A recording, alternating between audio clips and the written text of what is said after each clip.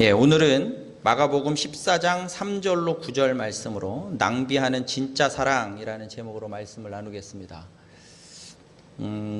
예수님께서 향유를 부으신 사건은 이 복음서에 공통적으로 등장하는데요.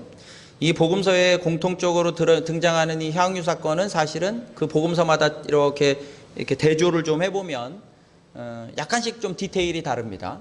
그래서 그 디테일의 차이 때문에 어떤 사람들은 이 향유 사건을 그냥 하나의 사건인데 약간의 디테일을 좀 다르게 표현했다라고 보는 사람도 있고요. 어떤 사람들은 두 사건이다, 적어도. 그러니까 예수님이 향유를 예수님께 부은 사건이 그래도 예수님의 공생애 동안 두 번은 나타난 것이다. 그거를 이제 복음서에서 각각에 기록한 것이다.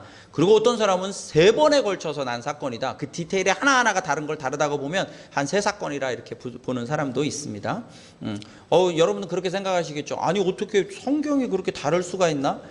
오해하지 마십시오. 여러분, 성경이 분명한 사실은 하나님께서 성령으로 말미암아 주신 영감에 의해서 성경을 썼지만 그 영감이라고 하는 것이 마치 기계적인, 제가 예를 들어서 지금 여기서 자판을 놓고서 막 치면 이 자판기는 내가 누르는 대로, 이 타자는 내가 누르는 대로 기록이 될 거 아닙니까? 그러면 이 성경을 쓴 사람들은 마치 요 타자기의 역할을 한 것이냐, 주님이 주신 거 뿅뿅 받아가지고 뚝뚝뚝뚝 치면 그 타자기 역할을 한 것이냐? 절대 그렇지 않습니다.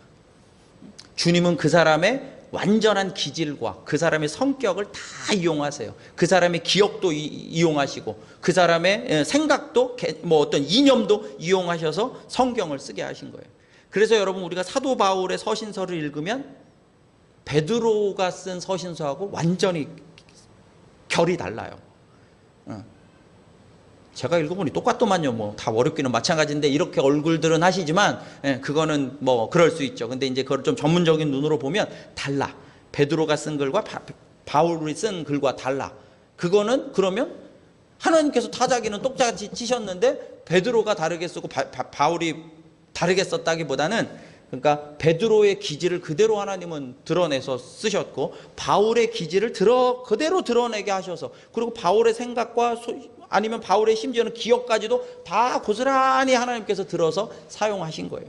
그게 성경인 거예요. 그럼에도 불구하고 모든 성경이 그 맥락이, 그렇다고 베드로의 말이 다르고 바울의 말이 다르느냐, 예수 그리스도를 향한, 절대 그렇지 않아. 기질은 다를 수 있지만 절대 다르지 않아. 그래서 성경이 신비로운 책인 거예요.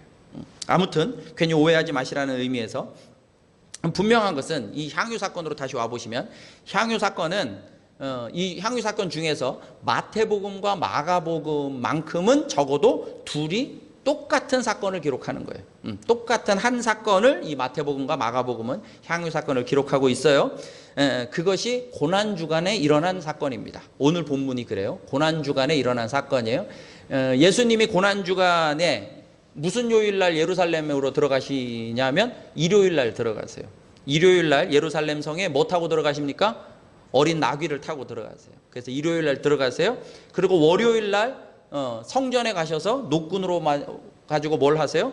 성전을 다 쓸어버리시죠. 막 장사하는 사람들, 막 돈 바꾸는 사람들, 막 짐승들 가지고 막 이렇게 매매하는 사람들 다 내쫓으시죠. 그리고 내 집은 기도하는 집이라고 막 말씀하세요. 화요일날은 보통 바리새인들을 비롯한 사람들하고 격렬한 논쟁을 하세요. 굉장히 피곤한 하루를 보내서, 그러니까 월요일이 그렇게 피곤하게 보내셨고 화요일이 굉장히 피곤해요. 자, 목요일로 가봅시다. 목요일로 가보면 그 목요일은 이제 예수님이 십자가에 죽으시는 준비를 하는 최후의 만찬이 있고, 밤에는 겟세마네 동산이 있어요. 그리고 금요일날 이제 예수님이 십자가에 죽으시는 거죠. 그러면 여러분, 그 당시에 예루살렘은 어떤 명절이 다가오고 있었어요? 고난주간이니까 당연히 6월절이죠. 6월절이 다가오고 있었으니까 수많은 사람들이 예루살렘에 모였어요. 막 어마무지한 사람들이 모여들었을 거예요. 그게 막 북적거리고 막 그런 상황이에요. 그런데 오늘 사실 읽지 않았지만 제가 PPT에도 없을 텐데, 거기 성경을 가지고 계신 분은 1절을 보시면, 14장 1절을 보시면, 이틀이 지나면 6월절과 무교절이라 대제사장들과 서기관들이 예수를 흉계로 잡아 죽일 방도를 구하고 있었어. 이제 분위기를 좀 감안을 해보세요. 자, 6월절이면 예루살렘에 다 모여. 우리로 따지면 명절에 어느 한 곳에, 서울에 다 모인다고 한다면 서울이 그나마도 복잡한데 다 모이는 거야, 서울에. 우리는 명절에 다 고향으로 내려가니까 전혀 반대지만 이 유월절은 최대의 명절인데 예루살렘으로 다 모이는 거야. 그러니까 예루살렘이 완전히 그냥 폭발 직전이겠죠, 유월절에. 그런데 대제사장과 이 서기관들은 뭘 준비해야 돼? 유월절을 준비해야 되잖아, 원래는. 그렇죠. 사람들이 오면 질서도 유지해야 되고, 이 유월절 명절 그 큰 행사를 준비해야 되는데 뭐 하고 있어? 예수 죽일 흉계를 꾸미고 있는 거야. 그러면 여러분, 그 예루살렘의 분위기가, 사람들은 많지, 대제사장은 저거 예수 잡아 죽일 흉계를 꾸미고 있지, 어떤 곳인지 알겠죠? 막 돛대기 시장에 긴장감은 막 오르는 아주 피곤한 도시 예루살렘. 그러니까 예수님이 월요일날 가셔서 성전을 청결하고 화요일날 바리새인들과 그렇게 격렬한 논쟁을 하시고, 이런 작업들이 굉장히 피곤하신. 그러니까 예루살렘은 피곤한 곳이었어. 이제 쉽게 말하면 그 고난 주간의 예루살렘은 진짜 피곤 중에 피곤한 곳이었죠. 그리고 이제 목요일날 그 최후의 만찬과 기도하시고, 유월절 이제 그 전날을 보내시고, 금요일날 십자가를 준비하시는. 자, 지금까지 얘기한 것 중에 무슨 요일이 빠졌어요? 수요일이 빠졌어. 수요일은 뭐 하셨을까? 수요 예배를 드리셨겠지. 수요 예배는 그때 당시 없었을 테니까, 이게 오늘 본문의 향유 사건이 바로 수요일 날 일어난 사건이라고 알려져 있어요. 그러니까 예수님이 수요일 날 뭘 하셨을까를 생각해 보면, 지금 이 장면을 보면 예수님이 뭘 하신 거예요? 쉬셨어. 사람 많고 복잡하고 날카로운 아주 긴장감이 끌어오르고 있고, 막 예수님을 죽이려고 하고 막 흉계가 있고, 사람들은 막 돛대기 시장 같은 그 예루살렘에서 잠깐 나오셔서 수요일 하루는 쉬셨던 것 같아요. 그러니까 쉬셨으니까 그냥 쉰다가 아니라, 월화가 복잡했고 이제 십자가 사건이 이제 곧 코앞으로 다가온 그 순간을 놔두고 이 수요일에 하루에 쉬는 이 시간이 예수님께는 얼마나 중요한 시간이었을까요? 굉장히 중요한 시간이었어요, 이 쉬는 시간이. 여러분들은 보통 쉴 때 어떻게 쉬십니까? 가장 중요한 게 뭐죠? 쉴 때 중요한 게 뭐예요? 어디서 어떻게 누구랑 쉬느냐가 중요한 거죠. 휴가 2박 3일 중에 회사 부장님하고 같이 지내라고 하면 지내겠습니까? 미치겠죠. 그럼 안 되잖아요. 누구랑 어떻게 쉬는지가 중요하죠. 예수님이 어떻게 쉬셨는지 오늘 3절에 나옵니다. 자, 오늘 본문 3절로 다시 가보겠습니다. 3절에 보시면, 예수께서 베다니 나병 환자 시몬의 집에서 식사하시며 쉬셨어요. 예수님이 이 중요한 하루를 어떻게 쉬셨느냐? 베다니 나병 환자 시몬의 집에서 같이 밥 먹으면서 쉬셨어요. 휴가 기간에 누구랑 밥을 먹는다, 그 사람은 정말 일생일대 가장 편안한 사람하고 밥을 먹겠죠. 여러분, 휴가 기간에 회사 부장님이랑 밥 먹겠어? 절대 그렇지 않잖아. 그러니까 가장 편안한 사람과 가장 편안한 자세로 파자마 차림으로 아마 밥을 먹겠지. 그게 베다니 나병 환자 시몬의 집이었다는 거죠. 여러분, 뭐 베다니에 대한 이야기를 몇 번 말씀을 드렸지만, 이 베다니는 예루살렘에서 이제 성경에 보면 5리 정도 떨어져 있다고 하죠. 그러니까 그 예루살렘, 여러분들 보시기에 예루살렘이 여기 있으면, 중앙에 있으면 여러분들 보기에 이제 이쪽이 동쪽이죠. 그렇죠, 맞죠? 여러분들 보시기에 이쪽이 동쪽이죠. 그러니까 예루살렘 성전이 여기에 있으면, 이 성전에서 동쪽에, 약간 위쪽, 북동쪽, 동쪽에 이제 감람산이 있고, 그 감람산 바로 아래가 베단이에요. 그래서 여기가 오리가 떨어져 있다고 성경에 나와. 오리가 몇 킬로예요? 2km 정도 되잖아요. 2km 정도 되는, 그래서 걸어갈 만한 거리인 거야. 그래서 이 베다니에서 쉬시고, 베다니에 저 감람산에서 기도하시고, 이것이 여기가 이제 베다니. 거기서 이렇게 아래 나오면 여기가 시온성이야. 그 바울의 무덤, 다윗의 무덤이 있고 한 시온성. 아무튼 이 베다니에서 오늘 향유 사건이 벌어졌는데, 이 향유 사건 외에 베다니에서 벌어진 중요한 두 가지 사건이 더 있죠. 성경이 알려주는 중요한 사건 두 가지가 뭘까요? 하나는 베다니에서 일어났던 중요한 사건, 기억에 나는 사건. 베다니에 지금 나병 환자 시몬만 사는 게 아니잖아. 더 유명한 애들이 살고 있죠. 더 유명한 사람이 살고 있잖아. 나사로 남매가 살고 있잖아요, 베다니에. 나사로가, 죽었던 나사로가 다시 살아난, 소생케 된 역사가 바로 이 베다니에서 일어나죠. 두 번째 중요한 사건은 뭐냐면, 예수님이 십자가에 죽으시고 부활하셔서 40일간을 부활체로 사시다가 승천하실 때 어디에서 승천하세요? 바로 이 베다니 앞에서 승천하세요. 감람산에서 승천했다고 나오죠. 그러니까 누가복음에는 베다니 앞에 가서 승천했다고 나오고 사도행전에서는 감람동산에서 승천했다고 나오거든요. 근데 누가복음의 저자와 사도행전의 저자는 똑같은 사람이죠. 누가가 썼잖아. 그거 똑같이 쓴 거야. 어떻게 왜 다르게 썼나요가 아니라 감람산 아래가 베다니야. 그러니까 거기서 승천하신 거예요. 여러분 가만히 생각해 보면 이 베다니에서 나사로가 다시 살아났어요. 우리가 이 땅 가운데서 살지만 우리가 정말로 무너진 것 같은 우리의 인생 가운데에서 있을지라도 예수 그리스도로 말미암아 예수 그리스도를 붙들 때 예수 그리스도로 인하여 예수 그리스도를 예배하는 자들은 주님께서 다시 일어서게 하실 줄 믿습니다. 이 땅에서 소생케 하시는 거예요. 시편 23편에도 나오잖아요. 주께서 나를 소생시키시고 다시 일어나게 하시는 거예요. 돌파하게 만드시고 내 발을 사슴처럼 만드셔서 담을 뛰어넘게 하시는 역사가 있게 하시는 곳 바로 베다니였던 것이죠. 예수님 승천하셨어요. 승천은 어디로 가신 거예요? 하늘을 향해 가시는 거죠. 뭘 보여주시는 거겠어요? 우리에게는 이 땅 가운데서 살아가면서 어려울 때 주님께서 소생도 시키시지만 사실은 우리의 궁극적인 본향이 어디냐? 우리에게는 영원한 하나님의 나라가 있는 줄 믿습니다. 그래서 베다니는 우리가 이 땅에 사는 동안에 예수 그리스도로 말미암아 우리를 소생케 하시며, 그러나 거기서 끝나는 것이 아니라 베다니라고 하는 동네는 또 뭘 상징하느냐? 우리에겐 영원한 하늘나라의 소망이 있구나. 이걸 보여주신 곳 바로 베다니. 그리고 그 베다니에서 예수님이 쉬셨다는 것입니다. 그러면 가만히 생각해 보시면 근데 베다니는 굉장히 잘 살던 사람들의 동네일까요? 그렇지 않을 거야. 누구를 통해 알 수 있어? 나병 환자 시몬이 있잖아. 이 당시에 나병 환자 시몬이 나병 환자랑 그 동네에 살았다는 건 그 동네의 퀄리티를 알 수 있지. 그렇죠? 그 동네의 퀄리티를 알 수 있어. 나병 환자가 이 동네에 살았다는 건 그 동네의 수준을 알 수가 있는 거야. 절대 잘 살던 동네가 아닐 거예요. 당연히. 그러니까 굉장히 가난하고 어쩌면 굉장히 이렇게 소외받던 지역일 거예요. 그러면 예수님이 베다니를 택하셨던 거는 예수님의 겸손일까요? 어린 나귀를 타고 가시고 베다니에서 쉬시고, 이건 예수님의 겸손일까요? 물론 겸손이 아니라고 말하는 건 아닙니다만, 제가 아까 말씀드렸죠. 여러분 예수님도 완전한 인간이셨잖아요. 근데 지금 굉장히 중요한 수요일 하루를 딱 떼가지고 쉬려고 하시잖아요. 누구랑 쉬겠냐고. 겸손한 휴식이 아니라 가장 편안한 곳이었다는 거예요. 베다니가. 예수님께 정말로 가장 편안한 곳이 바로 베다니였다는 거예요. 그래서 제가 가끔 우리 교회가 베다니 마을 같기를, 베다니 동네 같은 교회 되기를 소망한다고 제가 종종 말씀을 드리잖아요. 자, 여러분 베다니 같은 교회가 어떤 교회일까요?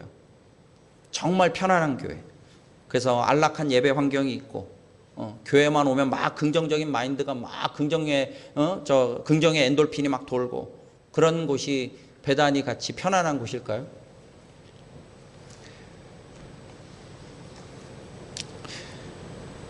다시 말씀드리지만 베다니는 예수님이 편안하신 곳이었어요. 사람이 편안한 곳이 아니라 예수님이 편안하신 곳이었어요. 제가 이번에 보면서 그게 눈에 확 들어오더라고요. 예수님이 편안하신 곳이었어요. 베다니는 사람이 편안한 곳이 아니라. 여러분 요즘에 교회 내에 막 교회가 옳고 그름이 있고 굉장히 어떤 무슨 사람이 생각하는 정의로움이 풍성하고 어떤 긍정의 엔돌핀이 막 돌고 사람들끼리 너무너무 친교와 교제가 아주 있어서 그냥 교회만 오면 이렇게 도파민이 돌고, 그건 사람이 편안한 교회는 그럴 수 있는데 그러지 말자는 것도 아니지만, 여러분 예수님이 편안하신 걸 생각해 보자는 거예요. 예수님이 편안하신 거. 어떤 것이 예수님이 편안하실까요? 요즘에 많은 교회들이 제가 다른 교회 얘기 진짜 안 하지만 그냥 세상적으로도 들리는 말로 표현하자면, 예를 들면 천국과 지옥 얘기 안 하죠. 잘 안 한대. 심판에 대한 얘기 안 한대. 왜? 사람 불편하니까. 사람 불편하게 하는 얘기를 안 하는 거야. 예수님이 오셔서 편안하실까요? 예수님이 이 땅에 왜 오셨죠? 예수님이 이 땅에, 구원의 확신 이런 얘기 하지 말지. 왜? 불편하니까. 구원의 확신 그러면 목사님이 구원 줍니까? 이렇게 따져. 아니, 제가 구원 주는 거 아니죠. 내가 구원 받았습니까? 안 받았습니까? 모르죠, 저도. 그래서 구원의 얘기를 하면 안 됩니까? 여러분, 예수님의 이름, 지저스, 예수의 이름의 뜻이 뭡니까? 저가 자기 백성을 죄에서 구원할 자라는 뜻으로 오셨어. 이름 자체에 구원이 박혀 있어요. 예수님의 뜻이. 근데 구원의 얘기하지 말고, 구원의 확신 이런 얘기하지 말고, 천국 지옥 얘기하지 말고, 그냥 긍정적으로 모든 것이 잘 될 거라고 얘기하고 복 받는 얘기하지. 그럼 인간이 얼마나 편안하겠어. 그게 편안하지. 근데 예수님이 편안하실까요? 그런 교회가 예수님이 편안하실까요? 정말? 여러분, 왜 우리 교회가 제가 치열하다는 얘기를, 글쎄 왜 이렇게 목사님 치열하다는 얘기를 자주 쓰니? 저 치열하게 살거든요. 제가 치열하게 살거든요. 정말. 우리 치열하게 살아야 되지 않을까요? 믿음이? 그 예배를 편안하게 드려야지 치열하게 드립니까? 예배 치열하게 드려야 됩니다. 여러분, 치열한 예배의 현장이 있고 누군가가 자꾸 주님으로부터 멀어지려고 하면 그렇게 하면 안 되신다고 도전하고, 내 삶과 내 생각과 내 가치관에는 좀 불리하고 이건 아닌 것 같지만 말씀이 그러하다면 그러하다고, 절대 이건 변하지 않는 거라고, 창조의 질서는 그렇게 변하는 게 아니라고 선포하고, 만 가지 문제 앞에 예수님이 답이라고. 아니 목사님 왜 맨날 예수님이 답이라고 합니까? 지금 내가 문제가 얼마나 많은데 맨날 교회만 오면 예수님이 답이라고 말합니까? 라고 비판이 생길 수 있지만 그래도 예수님이 답이라고 얘기하고, 그런 교회를 예수님이 편안해 하실 줄 믿습니다. 예수님이 그런 교회를 편안하게 생각하실 줄 믿습니다. 사람이 편안한 교회가 아니라 예수님이 편안하신 교회. 그럼 사람은 불편해도 됩니까? 아니요. 예수님이 편안하신 그곳에서 소생이 일어나고 하늘의 소망이 보일 줄 믿습니다. 아까 보셨잖아요. 거기서 나사로가 일어나는 소망이 있어요. 그곳에서 나병 환자, 이 문둥병 환자 시몬이 세상에서는 완전히 소외받고 완전히 박해받고 완전히 찌그러져야 살아가야 할 그 나병 환자 그 동네에 정말 창조주 하나님의 본체인 예수 그리스도가 함께 밥 먹는 역사가 일어나요. 예수님이 편안하신 그곳에 소생이 일어나고 하늘의 소망이 진짜 소망이 될 줄 믿습니다. 예수님이 편안하신 곳이어야 해요. 베다니는 그런 곳이었죠. 자, 오늘 본문도 그렇습니다. 오늘 본문도 똑같습니다. 오늘 본문 베다니의 모습을 볼까요? 3절에 보시면 이제 오늘 본문 3절로 시작했는데, 한 여인이 매우 귀한 향유를 주님께 부어드리죠. 이게 얼마짜리랍니까? 300데나리온. 이제 우리 너무 잘 알죠. 300데나리온 1년 연봉이라는 거죠. 1년 연봉. 각자의 연봉이 다를 수 있지만, 여러분 오병이어에서 남자만 5,000명 먹었죠. 그러니까 남자, 여자, 애들까지 다 합치면 한 2만 명, 적어도 15,000명 정도가 먹었을 텐데, 15,000명, 2만 명 먹었을 때 그때 빌립이 계산을 하죠. 이 사람들 다 먹이려면 얼마가 필요하다? 200데나리온이 필요하다 그래요. 한 15,000명, 2만 명 먹을 때 그 당시 200데나리온이 필요했나 봐. 이 향유 한 방에 얼마야? 300데나리온. 얼마 대충 이제 감이 안 오지. 감이 안 오는 게 맞아.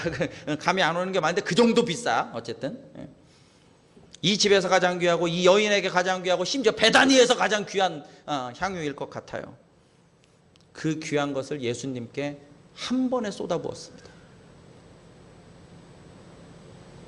여러분, 귀한 것을 어디다가 쏟아부으시나요? 가장 예쁜 옷, 가장 비싼 옷 언제 입고 가시나요? 이 여인에게 예수님이 가장 귀했다는 거예요. 예수님이 가장 귀하신 분이라는 거예요. 여러분, 이 여인이 예수님이 가장 귀하다는 의미로 가장 귀한 향유를 부었잖아요. 이 향유를 단순히 물질적으로 생각하자는 것이 아닙니다. 1년 연봉 한 몇만 명 먹일 돈을 부었대. 여러분, 지금 물질적인 얘기하는 것이 아닙니다. 지금 돈 얘기하는 것이 아니라 본문 속에 향유의 의미를 보여주는 것이 이제 두 군데를 딱 합치면 그 향유의 의미가 보이는 곳이 있는데, 4절을 보십시오. 오늘 본문의 4절. 어떤 사람이 화를 내어 서로 말하되 어찌하여 이 향유를 허비하는가. 이 향유를 지금 허비한 거야. 허비했어.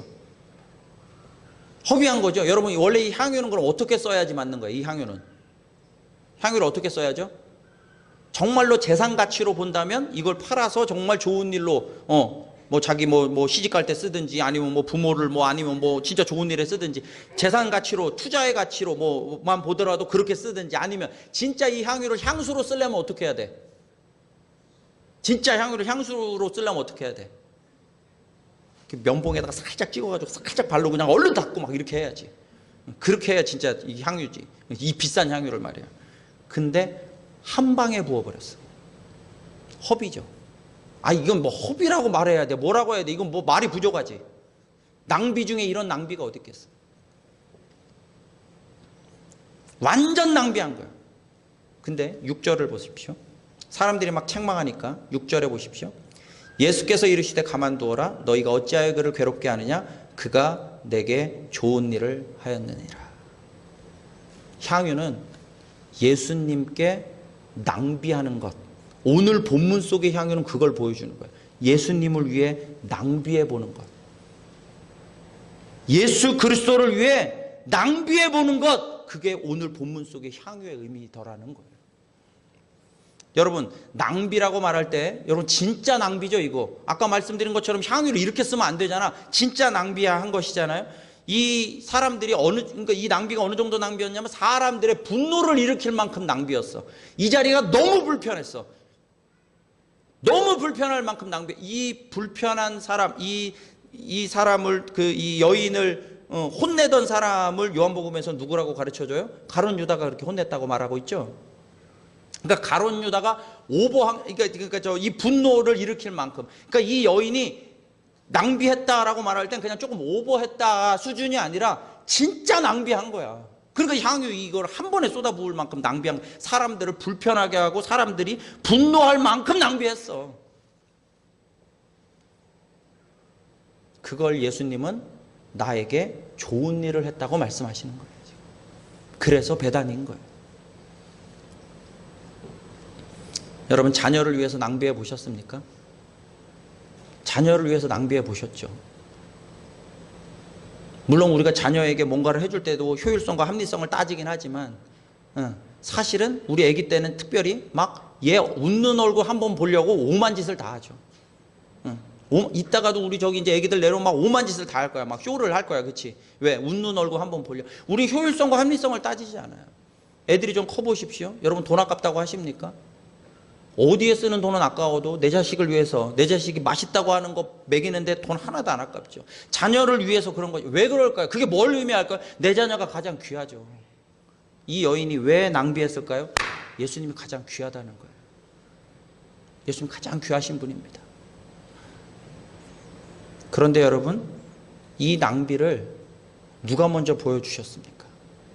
하늘의 보좌를 내려놓으시고 이 땅 가운데 인간의 모습으로 오셔서, 심지어 이 땅 가운데 진짜 그냥 왕처럼 오신 것이 아니라 이 땅 가운데 진짜 낮은 곳에 오셔서 고난을 당하시고 십자가에서 정말 문자 그대로 물리적으로 물과 피를 다 쏟아부으셔서 우리에게 향유 수준이 아니라, 향유 정도의 수준이 아니라 당신의 물과 피를 다 쏟아부으셔서 우리를 사랑하신 줄 믿습니다. 자, 다시 한번요. 향유를 이 여인이 예수님께 낭비했다는 의미는 예수님이 내 인생에서 가장 귀하신 분입니다. 이런 고백이잖아요. 자, 예수님이 하늘의 보좌를 내려놓으시고 이 땅 가운데 오셔서 향유 수준이 아니라 뭐 300데나리온이 아니라 3000데나리온이 아니라 당신의 물과 피를 다 쏟아부으셨다는 건 우리를 위해서 뭘 의미하는 겁니까? 우리가 예수님께 가장 귀한 자인 줄 믿습니다. 너희들이 가장 귀하다고 말씀하시는 거예요.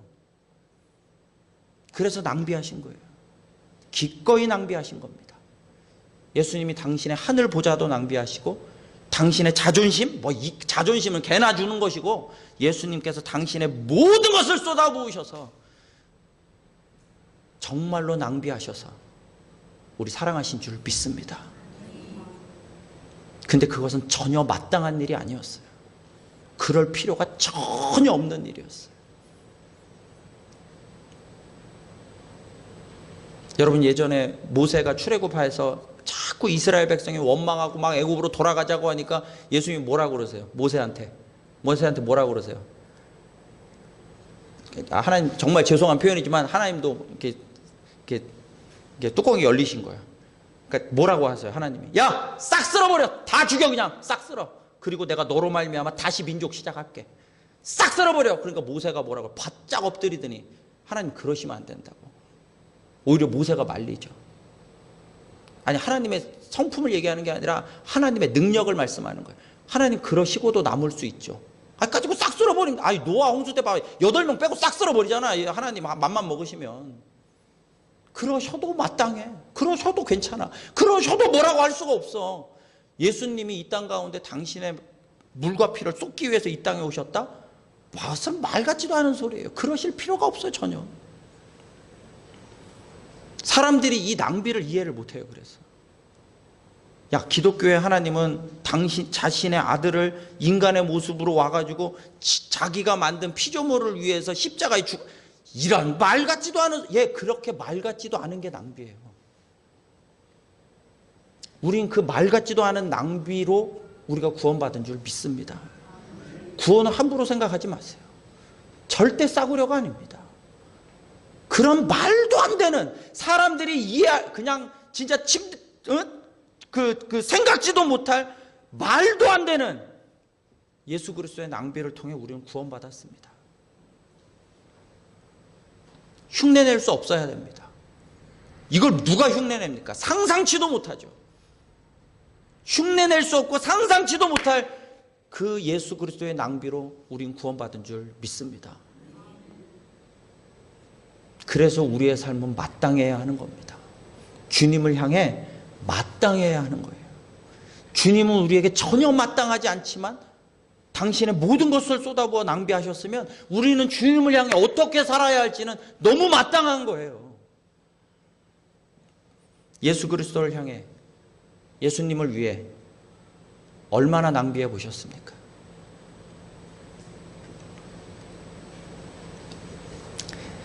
우리 교회가 사실은 되게 자꾸 어려운 근데 그럼에도 불구하고 주님이 참 우리 교회에 어떤 선교의 문을 여신 때가 2018년입니다. 2018년에 선교의 문을 주님께서 정말 어떻게 여셔서 우리가 이제 필리핀으로 처음 1월 달에 가장 추웠던 그 해 1월 달에 필리핀으로 이제 선교 여행을 갔죠. 저랑 명사모와 우리 교회 식구들 몇 분이랑 해서 필리핀으로 갔습니다. 그리고 그 해 4월에 저랑 미용사모가 이제 북경에도 갔다 왔죠. 그 해 1월과 4월에 한 번도 우리가 바다 건너 선교에 대한 생각도 못 하고 있을 때 주님이 여시더니 그 해 2번이나 다녀오게 하셨고, 그 2번 다 저 필리핀 집회도 북경 집회도 다 목회자 세미나였습니다. 지금 생각하면 참 우스워요. 그때 2018년이면 이제 제가 막 40대 중반을 넘기던 그 시절에 갑자기 무슨 목회자 세미나를 하러 갑니까? 근데 목회자 세미나를 하나님 선교의 역사로 하나님이 열어버리셨어. 뭐 우리하고 전혀 상관없이 하나님께서 양선호 목사님과 임남수 선교사님을 통해서 그냥 열어버리셨어요. 우리가 필리핀 집회 처음 갈 때 그 집회의 모든 경비를, 지금까지 우리가 한 3번 필리핀 집회했지만 그 집회할 때마다 모든 경비를 우리 교회에서 냈습니다. 심지어는요, 필리핀은요, 그 까메기는 교통수단이 없거든요. 시내버스 이런 게 없으니까 그 사람들이 무슨 찌푼이나 이런 거를 이제 우리식으로 말하면 이제 그냥 그 허접한 택시 같은 걸 타고 와야 되는데 택시비가 없어. 그러면 오고 가야 되잖아. 와서 먹고 자는 거는 그냥 교회에서 공짜로 먹는 것도 다 제공을 했으니까. 근데 오고 가는 교통비까지 줘가며. 그래서 그때 한 200명, 150명이 와가지고 교통비 받아가며 우리가 필리핀 집회를 했습니다. 우리 교회가 무슨 할만해서 했느냐? 아니요, 우리 전혀 할만하지 않았어요. 전혀 할만하지 않아요. 아시겠지만 우리 교회 전혀 할만하지 않았습니다. 처음에 선교 할 수 있냐고, 올 수 있냐고 그래서 초청해 주시면 가죠 그랬더니, 근데 먹을 걸 다 해줘야 되고 교통비까지 다 줘야 되고 유니폼 맞추면 유니폼까지 좀 다 해줬으면 좋겠대. 우리 교회도 유니폼을 맞춰본 일이 없는데 역사 속에 낭비 같죠. 지금 생각해도 낭비였습니다. 낭비는 그렇게 하는 겁니다. 제가 북경에 갔을 때 4월에 이제 그해 4월에 북경에 갔습니다. 북경에 갔는데 여러분 여기 인천공항에서 북경까지 가면 비행기로 한 2시간 연함직 갑니다. 그러니까 2시간이면 그냥 북경 가죠. 저는 이제 그렇게 북경에 도착했어요. 그랬더니 거기에 북경교회 식구만 있는 게 아니라 이쪽에서 있는 사람들이 북쪽에서 남쪽에서 다 북경으로 모여들었어요. 그 중에 이제 뭐 대련, 따렌이라고 하죠. 그 대련에서는 그 기차 타고 왔다고 하더라고요. 6시간 기차 타고 왔대요. 그리고 저 위에 북쪽에 장춘이라는 곳에서는, 장춘에서는 기차 타고 8시간을 왔대. 그리고 저 밑에 광저우에서는 비행기 타고 북경까지 3시간 날라왔대. 난 2시간 날라왔는데 광저우에서 북경이 3시간이나 걸리더라고. 같은 북경인데, 같은 중국인데 3시간 걸려왔대. 난 2시간 비행기 타고 갔는데. 그리고 저기 하얼빈, 흑룡강성이 있죠. 저 하얼빈. 그리고 하얼빈에서 약간 북동쪽에 미산이라고 부르는 그 도시가 있는데, 거기서 오신 그 세 분을 또 잊을 수가 없어요. 거기서 한 60대, 그때 당시 한 60대 되는 목회자, 여성 목회자 세 분이 오셨어요. 머리 까득까득 해가지고 세 분이 오셨어요. 어떻게 오셨냐고 하니까 미산에서 버스 타고 하얼빈에서 기차 타고 막 며칠에 오래 내려왔다는데 몇 시간 걸리느냐고 보니까 25시간 걸렸대. 낭비죠. 예수님 가장 귀하시다는 거죠. 여러분, 그분들이 그렇게 이제 집회를 하기로 하고, 저한테 이제 제가 한국에 있을 때 저한테 그 북경 집회의 스케줄표를 만들기 위해서 저하고 이제 조율을 하려고 집회 스케줄표를 보냈어요. 2박 3일 스케줄을 보냈는데 9시부터 9시까지야. 아침 9시부터 밤 9시까지 세미나 하재. 이게 진짜 완전 중국식이구나. 그때 알았어. 이게 9시부터 9시까지 하재. 그리고서 점심 1시간, 저녁 1시간. 12시간 중에 2시간 빼면 10시간 하재. 그리고 그 10시간을 목사님 마음대로 하래, 나보고.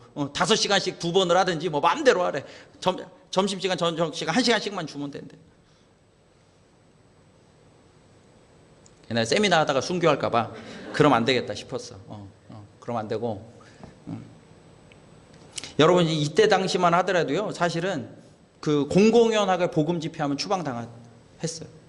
그래서 우리가 뭐 현수막 같은 거 하나 안 걸고, 거기가 산돌교회예요. 그 라이프스톤 교회라고 북경의 그 교회에서 이렇게 층계 올라오면 거기다 간판 하나 살짝 다루고, 바깥에 뭐 십자가나 이런 거 전혀 없어. 그냥 사무실이야. 오피스 그냥 건물에다가 아무것도 없어.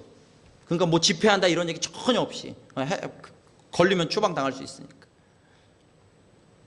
그래서 제가 시간을 9시부터 이제 6시까지로, 9시까지 하다가 다 죽어요. 그래서 이제 6시까지로만 했어요. 그리고 이제 첫날 자기소개를 하는데, 하얼빈 그 밀산에서 오신 분들이 그런 얘기해요. 자기 신앙적인 배경과 뭐 목회적인 상황과 막 이런 얘기들을, 그리고 얼마나 핍박당하는지, 또 사람들한테 오해도 당하는데, 아니 이렇게 중국에서 목회를, 아니 무슨 저기가 있어가지고 복을 받으려고, 얼마나 큰 복을 받으려고 그렇게 목회를 하냐고 그렇게 오해를 받는다는 거예요. 그런 오해를 받고, 그리고 제일 힘든 게 뭐냐 하면, 하나님을 향하여 열정이 있고 하나님을 복음을 위하여 정말로 자기가 생명을 걸 마음은 있는데 성경을 어떻게 가르쳐야 될지 모르겠다는 거예요. 배우는 게 없으니까. 성경을 내가 배우는 게 있어야 뭔가를 가르쳐주고 싶은데, 예수님을 향해서는 마음이 정말로 뜨거운데 성경을 알고 싶고 성경을 배우고 싶은데 배울 데가 없대.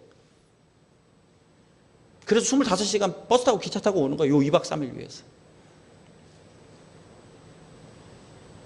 제가 그분들의 그 낭비를 보면서 여러분 같으면 어떨 것 같아요? 마음이 뜨거워졌을까요, 제가? 아니요. 엄청 부담스러워졌지. 그냥 저는 폼나게 가서 선교하고, 한국에서 온 목사라고 폼나게 이렇게 한 2박 3일 이렇게 하고 그냥 오면 되는 건데, 이게 그런 상황이 아니야. 그분들은 정말 삶을 걸고 왔어. 여러분들 생각해봐. 그분들은 삶을 걸고 왔는데, 너무 갈갑하고 너무 답답하고 아니면 또 너무 열정이 있고 막 어떻게 해야 될지를 몰라서 25시간에 걸쳐서 버스 타고 기차 타고 왔는데, 이거 와서 보니까 이게 한국에서 온 목사가 어디서 보니 이게 예수도 안 믿게 생겨가지고, 이게 시몰건하게 생겨가지고 이게 깍쟁이 같은 사람이 와가지고 뭘 할 수 있겠나, 이 젊은 목사가 와가지고. 그런 생각 안 하시겠어? 내가 거울 보니까 그렇게 생겼더라고. 거기서 화장실 옆에 거울 있는데 거울 보니까 그렇게 생겼더라고. 마음이 얼마나 부담되는지 막 그때부터 제가 원래 아시다시피 제가 뭐 어디 가서 그렇게 긴장하는 스타일이 아닌데, 그때 막 긴장이 되더라고. 그분들의 얘기를 듣는 순간.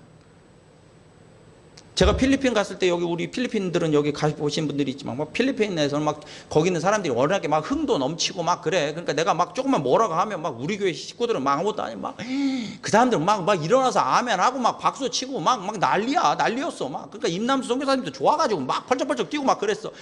난 그렇게 하면 되는 줄 알았어. 뭐 그때도 은혜스러웠지. 근데 중국 갔더니 완전히 결이 달라. 막 60대 할머니 같은 분들이 25시간 버스 타고 기차 타고 왔어요. 막 배울 데가 없습니다. 정말 예수님을 향해 내가 목숨 걸고 싶은데 어떻게 해야 될지 모르겠습니다. 이러고 온 거예요. 그래서 제가 정말 기도를 그 순간 빡세게 하고 뭐 필리핀에서 전했던 복음하고 다르지 않은 복음을 전했어요. 그것 그대로 핸드북 한자로만 바꿔가지고 핸드북 나눠드리고 거짓말하고 첫날 오후부터 제가 그날 2018년에 내가 여기 와서 그 똑같은 간증을 했어요. 첫날 오후부터 눈빛이 달라지기 시작하는 거예요. 저녁 6시까지 정말 조는 사람 한 명도 없었어요. 진짜 한 명도 없었어요. 정말 말씀을 안 놓치려고 필사적이더라고. 핸드폰 2대로 녹음을 했어요. 녹음해도 되냐? 하시라고. 핸드폰 2대로 녹음을 하고. 그때는 캠코더 이런 게 없었어. 그냥 핸드폰 2대로 녹음하고. 한 대는 생중계. 왜냐면 저쪽에 못 온 사람이 있대. 근데 전화기 서로 켜놓고 핸드폰으로 생중계하고. 목소리로만이라도 듣겠다고 생중계 계속 몇 시간을 그냥 생중계하고. 그리고 나눠준 핸드북에 나중에 보니까 막 책이 너덜너덜해졌더라고. 여러분 이렇게 얘기하면 그분들이 가난하고 순진하고 못 배워서 그런다고 생각하실지 모르겠습니다. 절대 그렇지 않습니다. 그 북경의 산돌교회는요.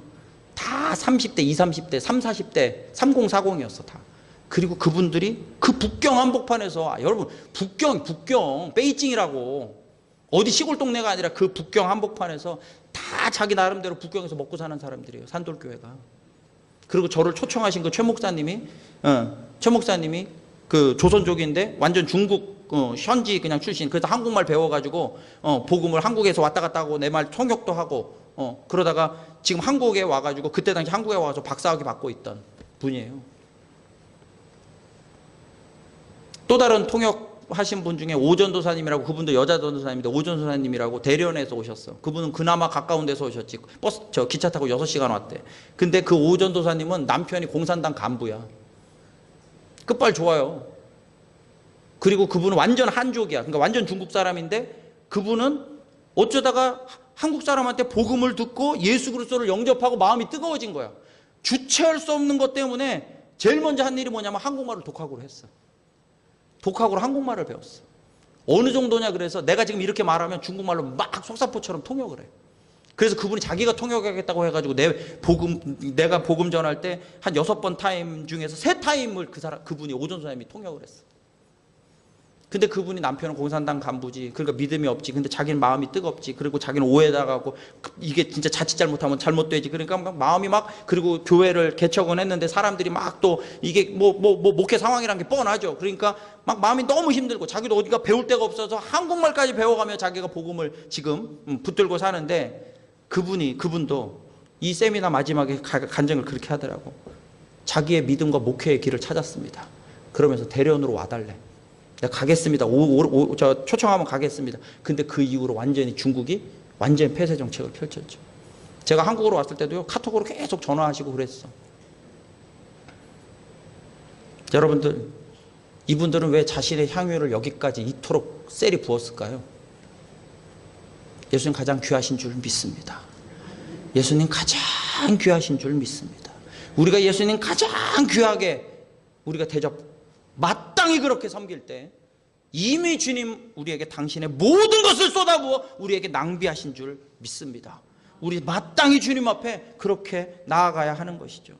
그래서 8절에 우리도 힘을 다하여, 거기 8절에 그는 힘을 다하여 그러잖아요. 이 예수님이 이 여인을 볼 때 그는 힘을 다하여, 이 여인은 힘을 다하여 나를 위하여 좋은 일을 했다고. 우리 주님이 우리 보실 때도 너는 힘을 다하여 나에게 좋은 일을 했다고 우리가 그런 얘기 들어야 하지 않겠어요? 9절에 보시면, 마지막에 9절에 보면 이 복음이 전해지는 곳마다 이 여인이 한 이야기도 전하라고 하잖아요. 그것이 오늘 우리식으로 말하면, 제가 늘 말씀드리잖아요. 우리 어느 공간에 가서 우리가 여러분 직장이든 어디든 우리가 어느 공간에서 살아가더라도 우리의 삶을 모습을 보고 야, 저 사람의 예수님 정말 살아계시구나. 저도 내 친구들 많이 뭐 교회 다니는 사람 많은데 그 사람들 그냥 대충 다니는 것 같은데 이 사람은 정말로 예수님께 낭비하며 이 사람의 인생은 자기는 정말로 예수님 믿는 사람이구나. 이 사람을 보니까 진짜 예수님 살아계신 것 같네. 이 사람은 정말 살아계신 예수님을 믿네. 우리 그런 얘기 들어야 하지 않겠어요? 예수님이 이 땅에서 우리에게 진짜 당신을 낭비하셨듯 오늘 우리가 주님 앞에 세상 사람들이 이상하게 볼 만큼 주님 앞에 낭비하여 드릴 때 오늘 이곳이 베다니가 되고 이 베다니에서 소생하는 역사 그리고 하늘의 소망으로 가득 안기시는 그런 베다니 같은 우리 공동체, 우리 가정 되시기를 주님의 이름으로 축원합니다.